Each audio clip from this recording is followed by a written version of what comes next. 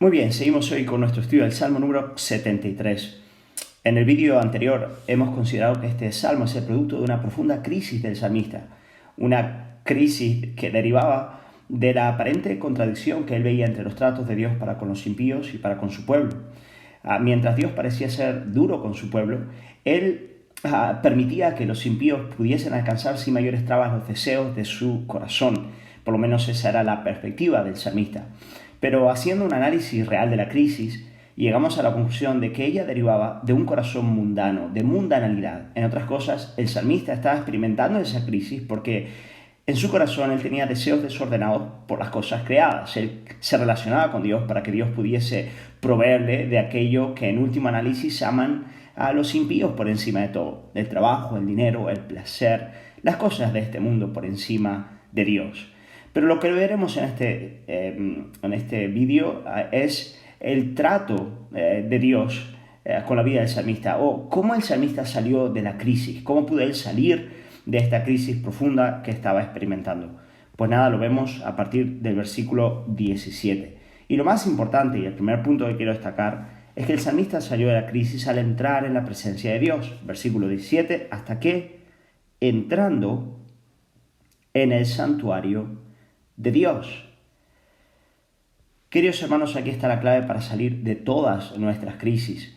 Nosotros podemos vencer las crisis cuando entramos a la presencia de Dios y aprendemos a ver la realidad que estamos viviendo y a analizar nuestra propia respuesta a esa realidad, nuestros sentimientos y pensamientos a partir de Dios, a partir de su carácter y de su palabra. Por lo tanto, esto es lo más importante en las crisis. Lejos de alejarnos de Dios, deberíamos correr en pos de Él. Y lo primero que él vio al entrar en la presencia de Dios fue realmente cuál era el trato de Dios para con los impíos. Lo primero que él entendió es el fin de ellos. En otras palabras, él se dio cuenta de que la realidad de la muerte es inminente y después de la muerte viene el juicio. Por lo tanto, por mucho que nosotros busquemos establecer nuestras cosas en nuestras vidas, en las cosas creadas, finalmente llega la muerte y tendremos que rendir cuentas delante de Dios.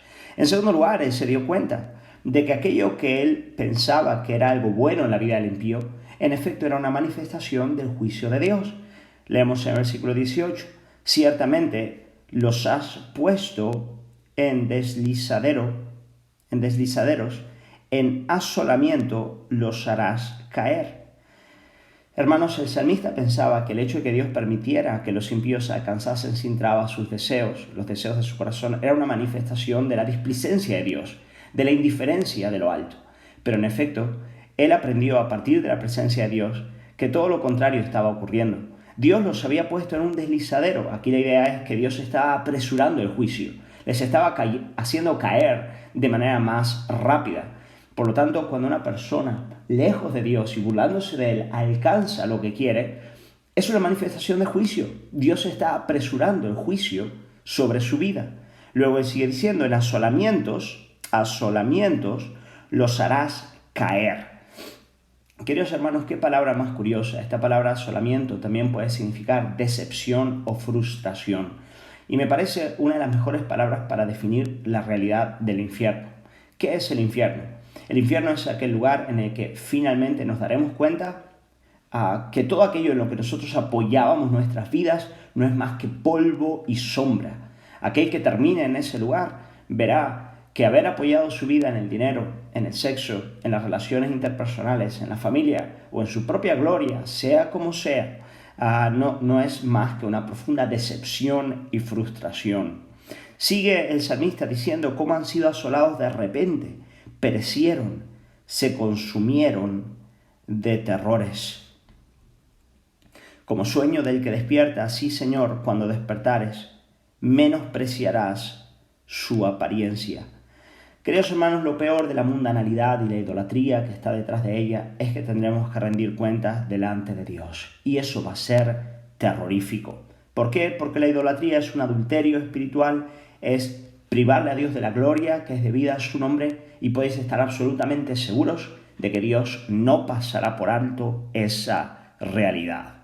Pues bien, lo primero entonces que entendió el salmista al entrar a la presencia de Dios es que hay un juicio. y que lo que él pensaba que era bueno en la vida del impío, en realidad era ya una manifestación de ese juicio. En segundo lugar, a partir del versículo 21 y 22, nos damos cuenta de que el salmista llegó al arrepentimiento.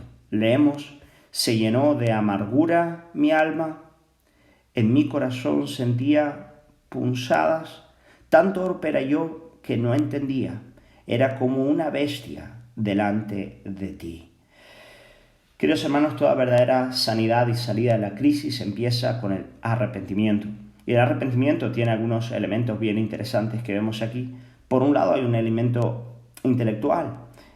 Nos dice aquí el salmista que él no entendía. Él reconoce que él estaba haciendo un análisis equivocado de la realidad. Él era como una bestia, alguien sin entendimiento, es la misma idea, delante de Dios.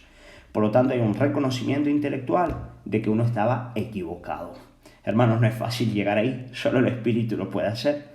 Pero en segundo lugar, en el arrepentimiento hay también amargura de alma, hay una medida de dolor interno. Hermanos, uno puede entender que está equivocado delante de Dios, pero no sentir dolor alguno al respecto. Si eso ocurre, no hay arrepentimiento. Hay una medida de dolor, de angustia, de aflicción, que acompaña a todo verdadero arrepentimiento. Tanto era así que habían efectos psicosomáticos, físicos, que estaba experimentando el salmista en este caso, porque la crisis desde luego fue muy aguda. Mi corazón sentía punzadas. Pues bien, primero él reconoció el fin de los impíos. En segundo lugar, reconoció el fin de los impíos. En segundo lugar, él se arrepintió. Y en tercer lugar, él reconoció la fidelidad de Dios para con su vida y entendió lo que Dios realmente estaba haciendo con él y con su pueblo al disciplinarle. Versículo 23-24, él nos dice: Señor, en medio de esta crisis, tú has sido fiel. Él dice: con todo, yo siempre estuve contigo, me tomaste de la mano derecha, me has guiado según tu consejo, me recibirás en gloria. En otras palabras, Dios mío, si en medio de esta crisis yo no me he apartado de ti, yo he estado contigo, es porque tú me has sostenido, es porque tú no me has abandonado. Queridos hermanos, ¿no es este un gran consuelo para el creyente? El hecho de que Dios, en medio de nuestras crisis, jamás nos abandone. Y finalmente, el salmista entendió cuál era el propósito de Dios en todos sus tratos para con la vida de su pueblo. Él dice: ¿a quién tengo yo en los cielos sino a ti? Y nada fuera de ti deseo en la tierra. Mi carne y mi corazón desfallecen, mas la roca de mi corazón y mi porción es Dios para siempre. Porque aquí los que se alejan de ti perecerán, tú destruirás a todo aquel que se aparta de ti. En cuanto a mí, el acercarme a Dios es el bien. He puesto en Jehová el Señor mi esperanza para contar todas tus obras. Queridos hermanos, el salmista se dio cuenta de lo que Dios hace al disciplinar a sus hijos, al no permitir que ellos establezcan sus corazones en las cosas de esta tierra, es llevarles a encontrar en Dios mismo su mayor alegría, a desearle a Él por encima de todo en esta vida. ¿Y por qué esto es tan importante? Pues nada, porque llegará el día en que nuestro cuerpo va a desfallecer. Llegará el día donde nuestra alma no tenga fuerzas, pero cuando llegue ese día, seguiremos viviendo una vida estable, la roca, y también plenamente satisfecha, mi porción. ¿Por qué? Porque Dios será el objeto más deseado y más profundo de nuestros corazones. Por lo tanto, queridos hermanos, seamos dóciles bajo los tratos divinos, aprendamos a entrar en su presencia para entender lo que Él está haciendo y reconozcamos que no hay nadie más precioso que nuestro Dios Trinidad en toda la tierra.